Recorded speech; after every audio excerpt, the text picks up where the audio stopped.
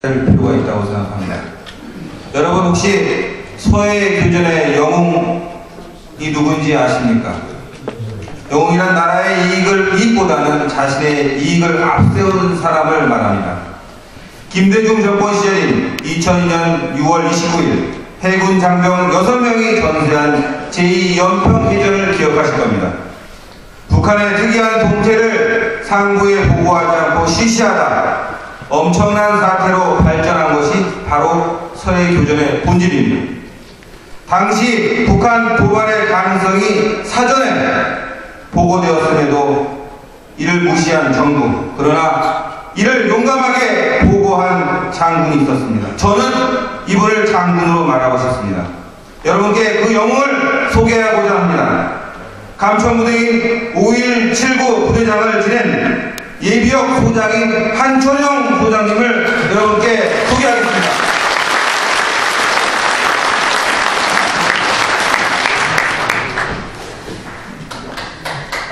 큰 박수 한번 다시 부탁드리겠습니다.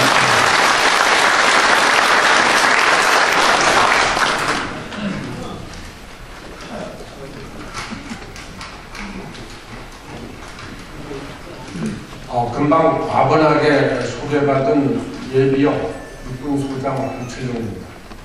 여기에 유명하신 교수님들 다 또 강연하셨고, 또 여기에는 저희 선배님이시고 또 계급도 높으신 윤병돈 장군님, 또 조용호 장군님 등등 와 계십니다. 제가 여기에 설 수 있는지 그건 잘 모르겠습니다만은 이번에 월간조선 4월호에 제가 인터뷰했는데 제가 제2연평해전, 옛날에 서해교전이라고 했습니다. 지금 연평해전이라고 하고요. 서해교전에 관련해서 책을 하나 발간을 했는데 그거에 대해서 인터뷰를 한 내용을 우리 조갑재 사장님께서 읽어보시고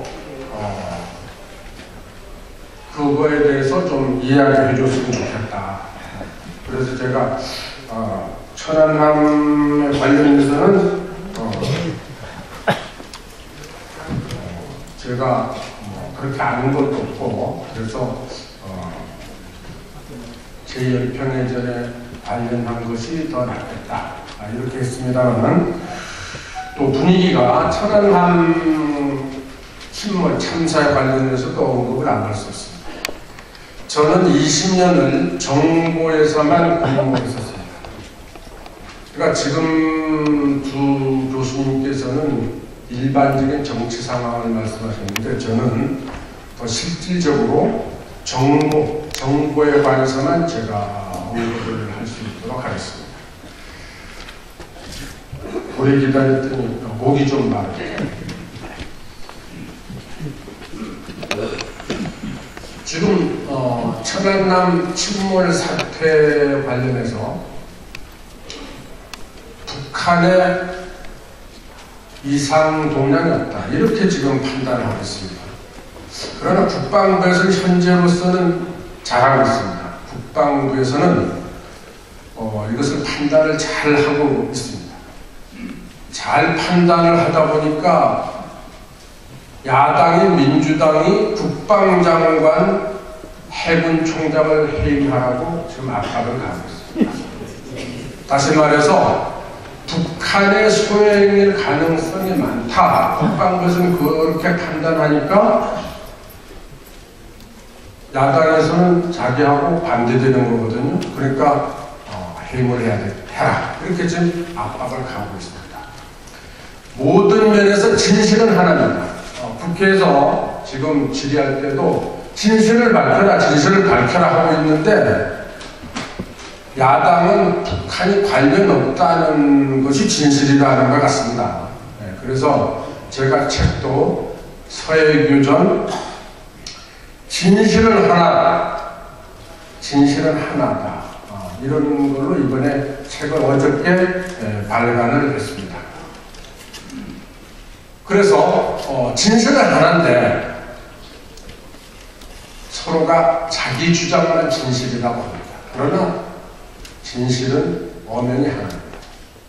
정보에 관련해서 지금 특이동량이 없다, 잡힌 것이 없다, 이렇게 보고 있는데, 저는 정보를 20년간 한 정보장군으로서, 우리 민병군 장군님도 정보참모부장 하셨습니다만은, 북한에 보는 눈이 틀립니다. 저는 북한 공산주의는 무한한 의구심을 갖고서 봐야 된다는 것이 저의 개인적인 업무 방향이었습니다.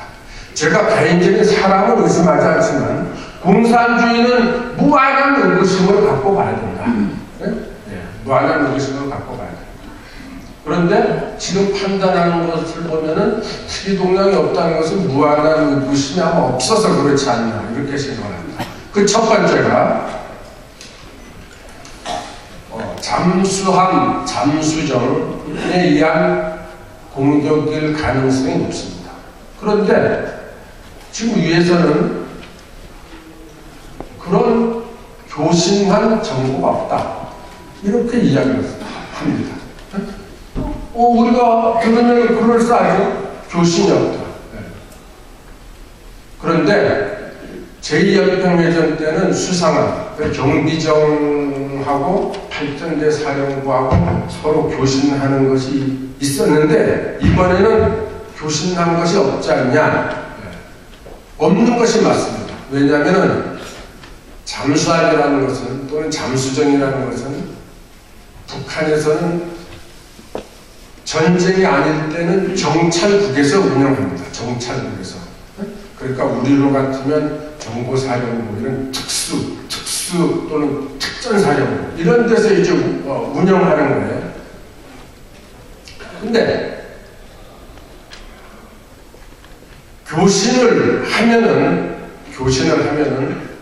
예를 들면 남한에 내려와서 교신했다 그러면은 딱 잡힙니다. 내용은 잡히지 않죠.